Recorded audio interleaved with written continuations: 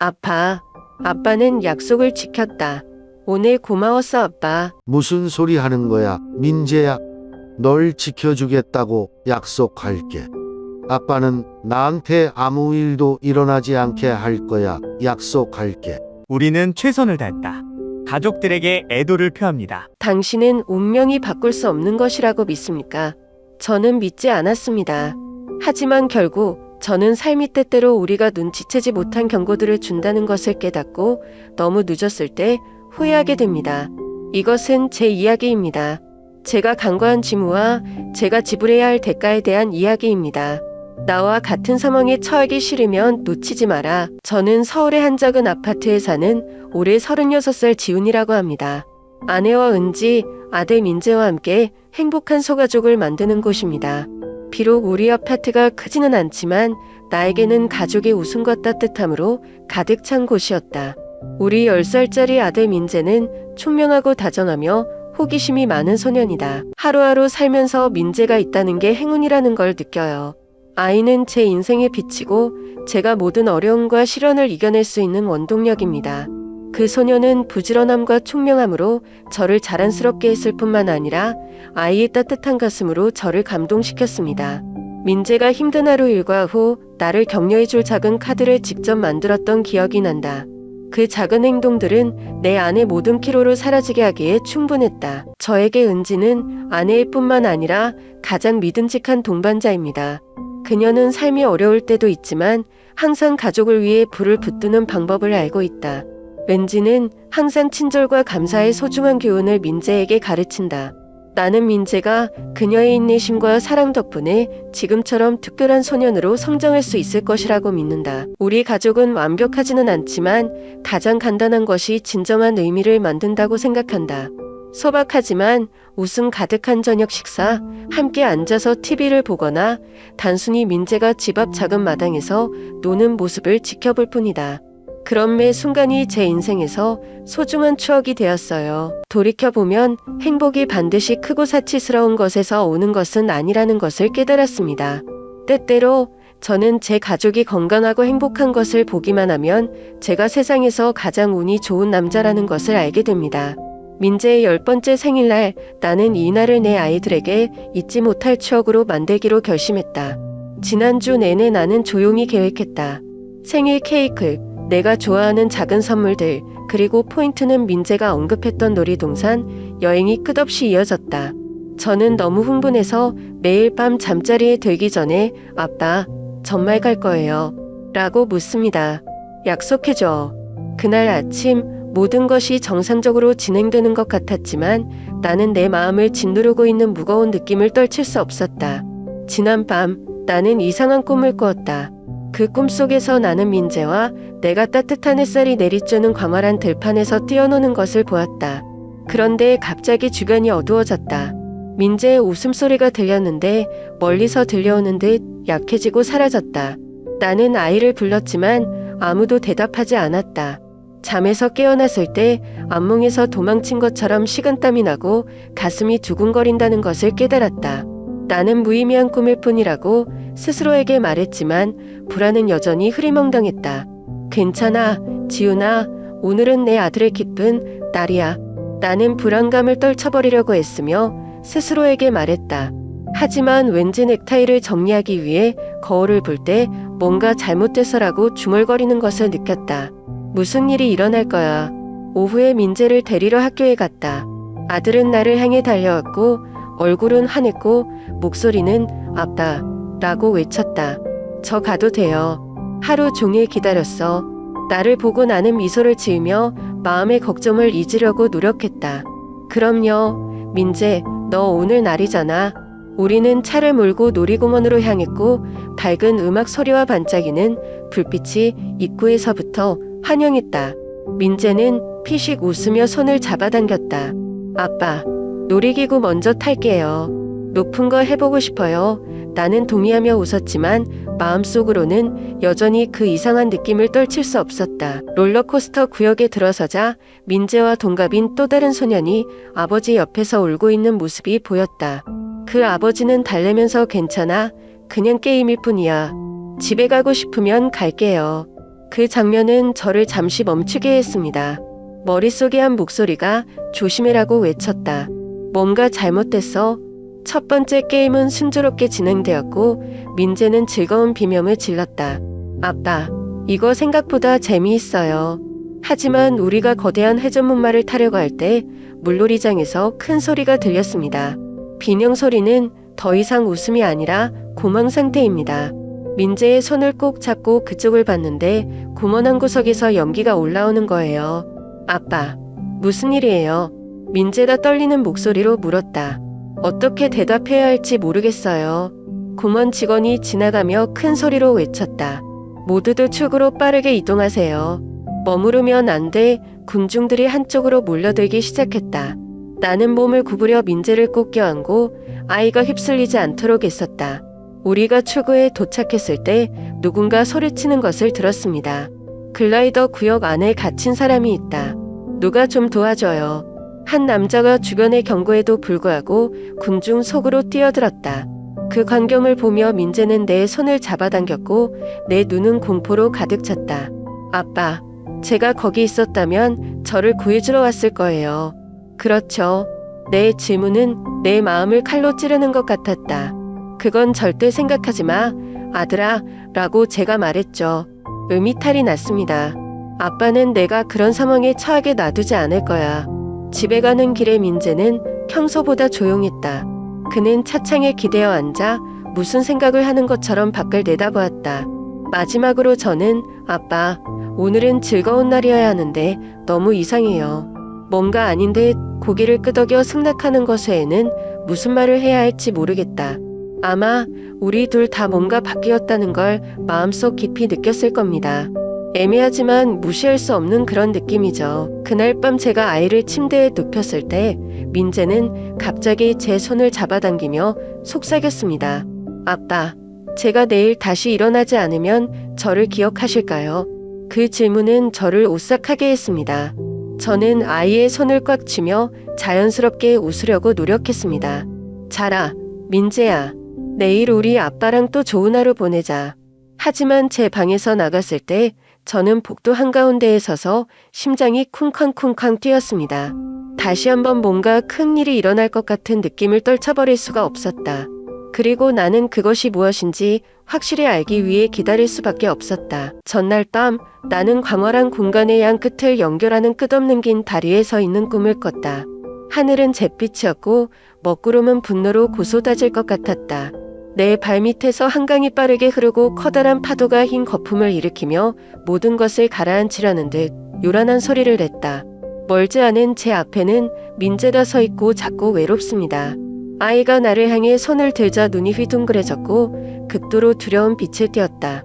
아빠, 살려주세요. 제 목소리가 공간에 메아리쳤고 윙윙거리는 바람과 거친 파도 소리와 섞였습니다. 나는 즉시 아이에게 달려가고 싶고 아이를 품에 안고 모든 것이 잘 될 것이라고 말하고 싶다. 하지만 제 다리는 마치 다리 바닥에 박힌 것 같았고 들 수 없었습니다. 나는 한 발짝 내디디려고 했지만 갑자기 강한 바람이 불어 나를 뒤로 물러나게 했다. 민재야, 라고 소리쳤다. 아빠 여기 있어. 겁먹지 마. 하지만 당신은 듣지 못했거나 내 비명소리가 바람에 휩쓸려 갔을지도 모릅니다.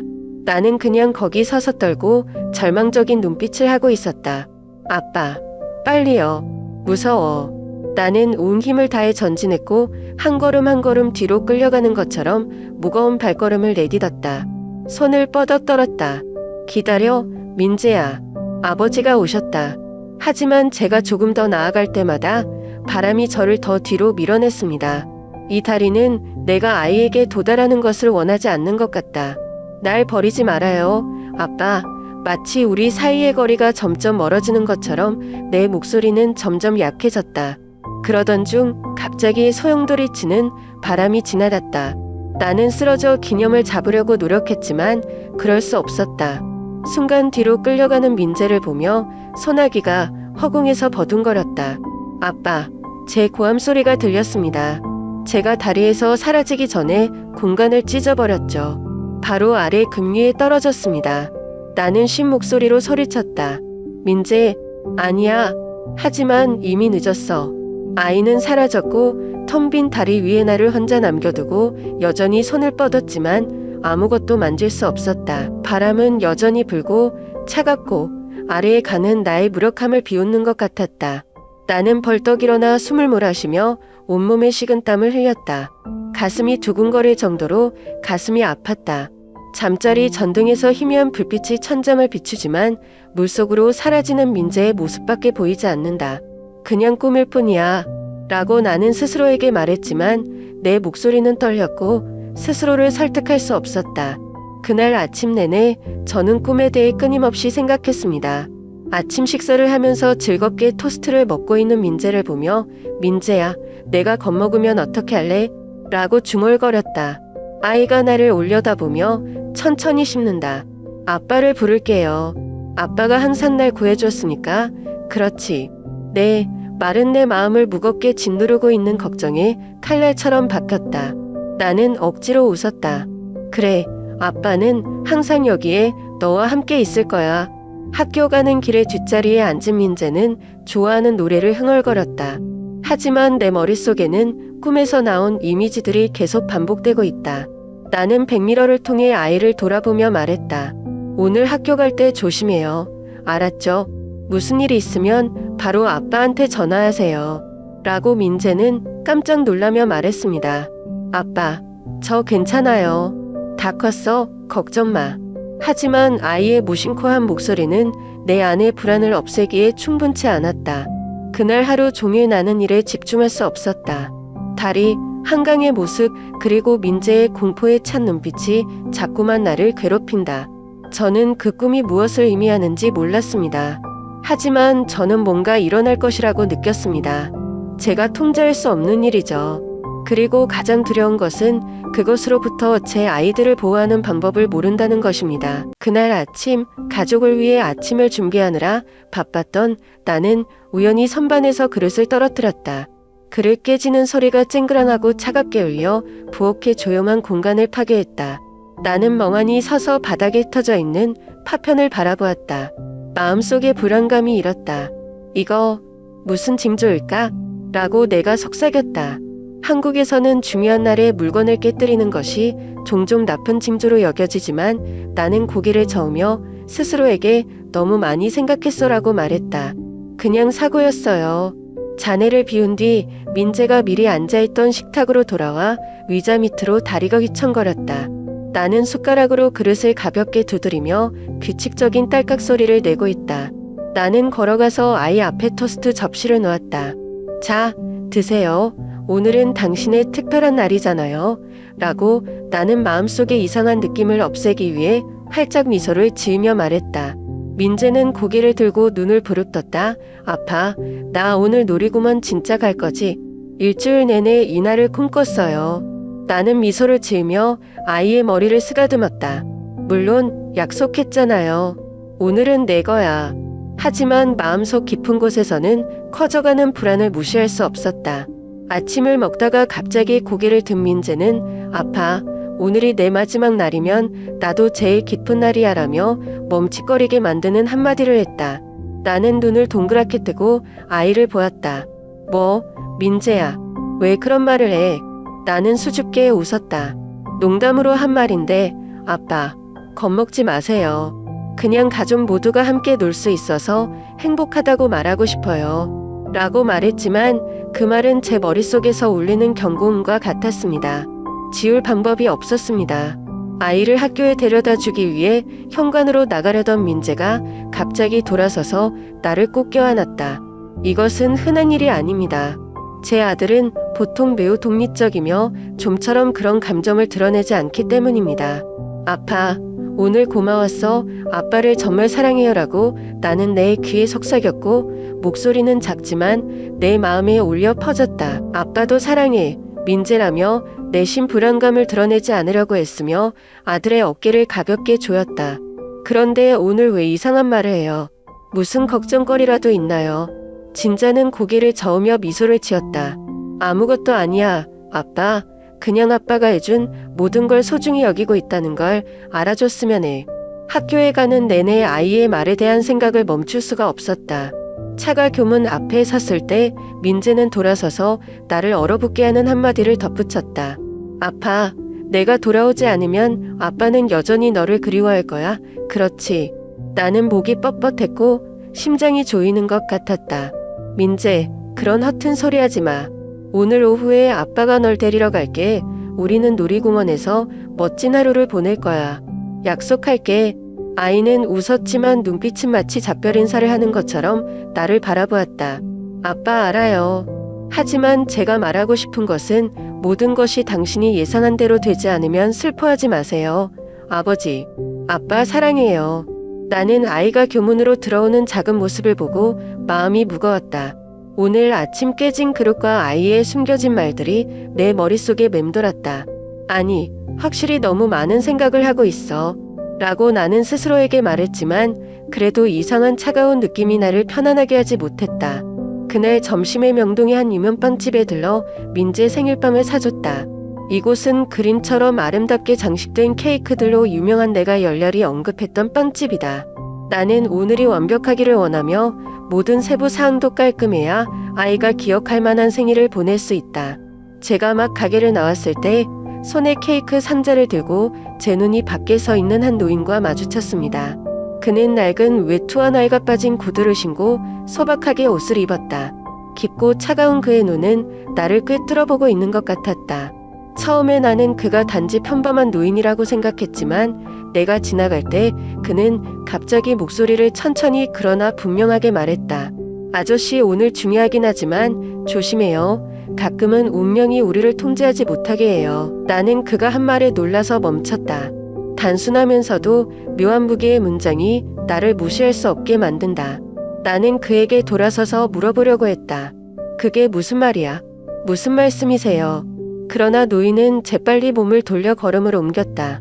뻔한 질문을 위해 쫓아다녔지만 그는 명동 일대의 북적거리는 사람들 사이로 사라졌다. 저는 도시의 떠들썩한 소리 속에 서서 뭔가 비현실적인 일을 겪은 것 같은 느낌을 받았습니다. 그가 한 말은 내 머릿속에서 계속 반복되었다. 때로는 운명이 우리를 통제하게 하지 않는다. 막연한 경고처럼 울려 퍼졌지만 이상한 집착을 가지고 있었습니다. 집으로 돌아오는 길에 저는 그 노인이 아마도 그저 허황된 말을 하고 있었을 뿐이라고 스스로를 안심시키려고 노력했습니다. 하지만 마음속 깊은 곳에서는 그 말들이 뭔가 의미가 있다는 느낌을 떨칠 수 없었고 어젯밤에 꿈꿨던 일과 아침 민재의 이상한 말과 관련이 있었다. 그 모든 것이 아직 잘 볼 수 없는 그림으로 합쳐지는 것 같았지만 나를 오싹하게 했다. 집에 도착했을 때 은지는 부엌에서 청소를 하고 있었다. 내가 들어오는 것을 보고 그녀는 케이크 살 수 있어요. 라고 기쁘게 물었다. 오늘 민재의 특별한 날이잖아요. 나는 고개를 끄덕이고 케이크를 테이블 위에 올려놓으며 미소를 지으려 했다. 그래, 내가 샀어. 다 준비됐어. 하지만 마음속으로는 제가 괜찮지 않다는 것을 알았습니다. 그 노인의 모습과 신비로운 말들이 유령처럼 맴돌았고 그날 오후 내내 나를 괴롭혔다. 그날 오후 나는 아침부터 지금까지의 이상한 생각으로 여전히 무거운 마음으로 집을 나섰다. 민재를 데리러 학교에 차를 몰고 갔을 때 서울 하늘은 갑자기 어두워졌고 무거운 빗방울이 앞유리에 떨어져 쉬지 않고 뚜벅뚜벅 소리가 났다. 거리는 사람들로 붐겼고 차들이 젖은 도로에서 서로 비집고 지나가면서 운전은 그 어느 때보다 긴장되었다. 나는 중얼거렸다. 왜 오늘따라 폭우가 쏟아지죠? 학교 근처에 도착해서 구급차에 깜박이는 불빛을 보고한 경찰이 교통을 통제하라고 신호를 보내고 있었다. 나는 갑자기 가슴이 뛰었고 불안감이 엄습했다. 나는 속도를 줄이고 무슨 일이 일어나고 있는지 보려고 앞을 보려고 노력했다. 비가 오는 가운데 나는 구급용 들것에 실려가는 것을 언뜻 보았다. 그 위에는 작고 온몸이 움직이지 않고 머리에 하얀 붕대를 감은 아이가 있었다. 등줄기에 전율이 흘렀다. 어림없어요. 라고 나는 중얼거리며 핸들을 조이는 손이 떨릴 정도였다. 하지만 왠지 더 이상 제 몸이 통제 불능이 된 것 같았고 그냥 차 문을 열고 도로 한가운데에 두고 구급차를 향해 돌진했습니다. 민재하지마, 제발 민재하지마 기도하듯 반복했지만 발걸음이 가까워질수록 두려움이 더 커졌다. 그리고 더 자세히 들여다보니 그 아이가 제 아들이라는 것을 깨달았습니다. 민재, 나는 쉰 목소리로 외쳤다. 마치 주변 공간을 찍는 것 같았다. 아이의 창백한 얼굴, 눈을 감고 머리 주위에 하얀 얼음이 있는 것을 보고 심장이 멎는 것 같았다. 나는 달려갔지만 의료진이 나를 말렸다.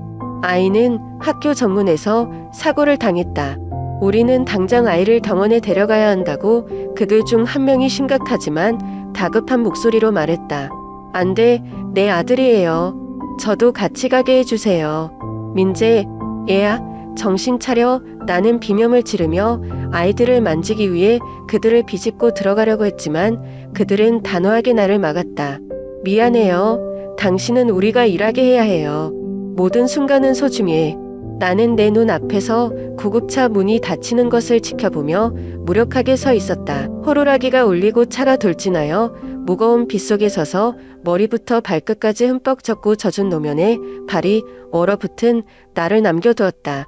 주변은 온통 흐릿해졌고 민재의 창백한 모습만 머릿속에 남아 있었다.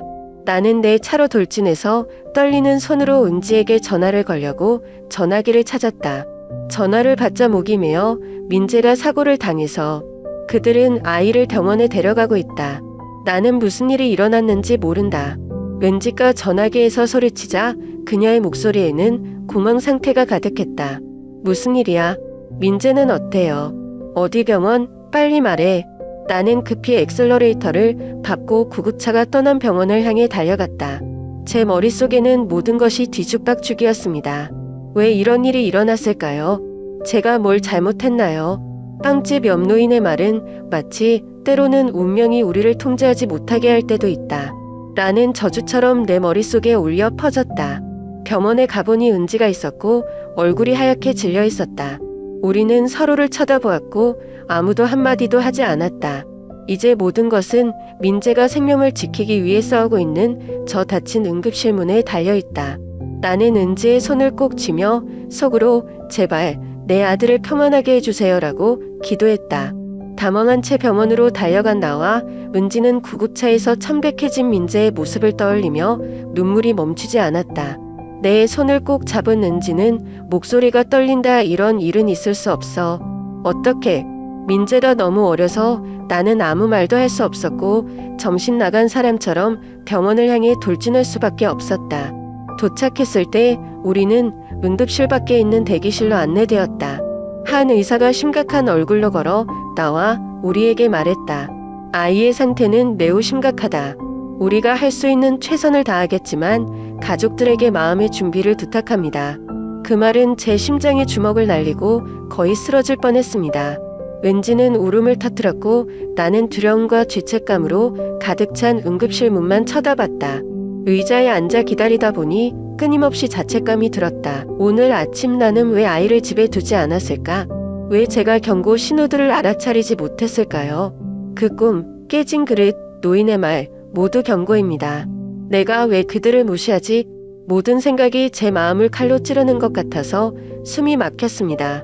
저는 아이들을 보호하겠다고 약속했지만 이제 저는 아이들이 이것에 직면하도록 내버려 둡니다. 한 간호사가 나와서 우리가 잠시 동안 아이를 방문할 수 있다고 말했다. 들어가 보니 병상에 꼼짝없이 누워있는 민재를 보고 작은 몸이 전선과 기계로 뒤덮여 가슴이 찢어지는 듯했다. 나는 옆에 앉아 아이의 작은 손을 잡았고 차가운 느낌이 나를 오싹하게 했다. 아들, 민재입니다. 아빠가 여기 있어라고 속삭이자 목이 메었다. 갑자기 아이의 손이 부드럽게 움직이는 것을 느꼈다. 혼수 상태에 빠진 민재는 힘없는 눈을 뜨고 나를 바라보며 말했다. 아파. 라고 들으려고 가까이 가야 할 정도로 작은 목소리였다. 아빠는 약속을 지켰고 감사합니다.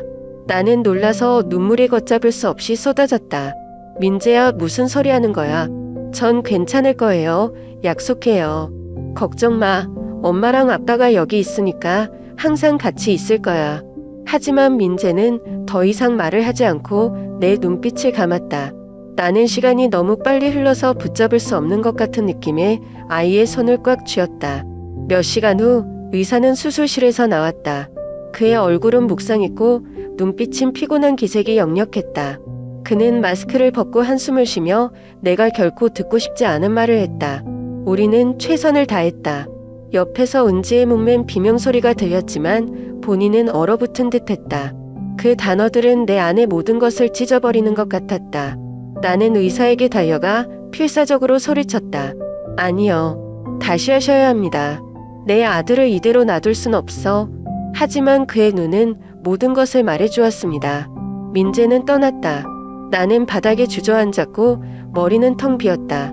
주위의 모든 것이 흐려지는 듯 은지의 흐느끼는 소리와 마지막으로 본 아들의 작은 얼굴 모습만 남았다. 나의 마지막 말이 내 마음에 울려 퍼졌다. 아빠는 약속을 지켰어. 감사합니다. 왜 작별 인사와 같은 말인지는 모르겠지만 그 말들은 내 눈물을 멈추지 않게 했다. 나는 아이를 보호하겠다고 약속했지만 실패했다. 그리고 이제 제 세계는 영원히 빛을 잃었습니다. 그날 이후로 저는 공허한 느낌 속에 살았습니다. 마치 빈 껍데기처럼 인생을 떠돌아다녔습니다. 지난 며칠 동안 나는 무엇을 했는지, 무엇을 먹었는지, 심지어 무엇을 말했는지 기억하지 못했다. 변하지 않는 건 딱 한 가지 민재의 이미지가 항상 머릿속에 맴돌아요. 아이의 마지막 눈빛, 이해할 수 없는 말을 하고 싶은 듯한 눈빛에 대한 생각을 멈출 수가 없었다. 나는 내 아이의 방에 빈 침대를 볼 때마다 숨이 막힌다. 어느 날 밤 나는 더 이상 참지 못하고 민재의 방으로 들어갔다. 선반 위에 가지런히 놓여있는 작은 장난감부터 좋아하는 담요까지 모든 것이 여전히 익숙한 향기가 남아있다. 저는 작은 장난감 자동차를 들고 앉았습니다. 아이들이 매일 밤 바닥에서 경주를 할 때 사용하는 장난감 자동차입니다. 민재야 미안해. 아버지는 너를 보호하겠다고 약속했지만 약속을 어겼다. 아빠 탓이야. 나는 대답을 기대하지 않았지만 내 머릿속에서 내 바로 옆에 있는 것처럼 내 아이의 목소리가 울려 퍼졌다. 아빠, 나는 결코 아빠를 비난한 적이 없다. 아빠는 최선을 다했다. 하지만 세 가지를 바꿀 수 없는 것들이 있다. 나는 놀라서 장난감을 바닥에 떨어뜨렸고 심장이 뛰었다. 이게 진짜야? 아니면 그냥 내 상상이야? 나는 속삭였고 눈은 감이 빈 침대를 떠나지 못했다. 그 순간 나는 마치 아이가 이 방에 있는 것처럼 등줄기를 따라 차가운 공기가 흐르는 것을 느꼈다. 다른 날밤에도 민재 꿈을 멈추지 않았다. 꿈에서 나는 종종 먼 곳에 서서 아빠 더 이상 슬퍼하지 마세요. 괜찮아요 라고 손짓하며 나를 부른다. 아빠, 엄마 잘 보살피고 웃는 거 잊지 마세요. 하지만 제가 아이를 안으려고 달려갈 때마다 아이는 사라지고 혐오할 수 없는 절망을 안고 저를 혼자 남겨두었습니다. 은지도 저보다 낫지 않아요. 한 번은 그녀가 아침 식사를 준비하던 중 울음을 터뜨렸다. 나는 급히 달려가 그녀를 껴안았다. 미안해. 내가 지켜줘야 되는데 실패했어. 하지만 은지는 고개만 저으며 묵는 목소리로 아니야. 내 잘못이 아니야. 근데 못 참겠어. 눈 감을 때마다 민재 얼굴 보고 아기 부르는 거 보고 만질 수가 없어요. 어느 날 저녁 거실에 조용히 앉아있다가 빵집 노인이 한 말이 생각났다. 운명은 우리를 통제하게 하지 않는다. 그 말은 저주처럼 울려 퍼졌다. 나는 스스로에게 물었다. 내가 다르게 행동했다면 모든 것이 바뀔 수 있을까? 내가 아이를 집에 두고 있다면, 만약 내가 징조에 주의를 기울인다면 결과가 달라질 수 있을까?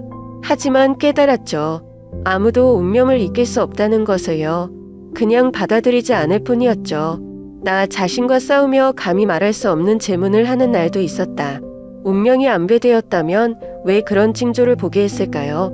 변화를 위한 기회가 아니라면 그것들은 무엇일까요? 기회가 된다면 왜 아이를 구할 수 없을까요? 이런 질문들이 매일 제 영혼을 칼로 찌르는 것 같아서 저는 평화를 찾을 수 없었습니다. 한 번은 그 노인을 만났는데 바로 명동에 있는 빵집에서였습니다.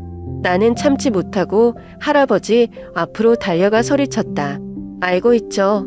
그렇죠. 제 아들에게 무슨 일이 일어날지 아셨잖아요. 그 노인은 나를 쳐다보았고 슬픈 눈빛이었지만 침착한 목소리로 나는 단지 우리가 느끼는 것을 말할 뿐이다. 나는 운명을 통제할 수 없어. 내가 할 수 없는 것처럼. 그러면 왜 더 명확하게 말하지 않았어요? 왜 진작 경고하지 않았어요? 나는 소리쳤고 눈물이 뺨을 타고 흘러내렸다. 그 노인은 고개를 가로저으며 천천히 걸었고 나를 남겨두고 그 어느 때보다 고통스럽고 절망적이었다. 민재를 잃은 그날 이후로 인생은 결코 우리에게 잘못을 고칠 두 번째 기회를 주지 않는다는 것을 배웠습니다. 가족과 함께 보내는 시간이 가장 소중하지만 너무 늦을 때까지 깨닫지 못했다. 아이와 함께 있어야 할 순간을 낭비했고 이제 평생 후회만 남았다. 어떻게 생각하세요? 운명은 우리가 바꿀 수 있는 것인가요? 아니면 그것은 불가피할까요? 그런 징조가 제가 아들을 살릴 수 있는 기회일까요? 아니면 운명에 대한 인간의 무능함을 냉혹하게 상기시켜주는 것일까요? 모르겠어요. 하지만 한 가지 확실한 것은 당신이 가장 사랑하는 사람들이 결코 당신의 관심을 기다리게 하지 말라는 것이다. 때때로 아빠 사랑해요 또는 엄마 사랑해요라고 말할 기회가 돌아오지 않을 것이기 때문이다.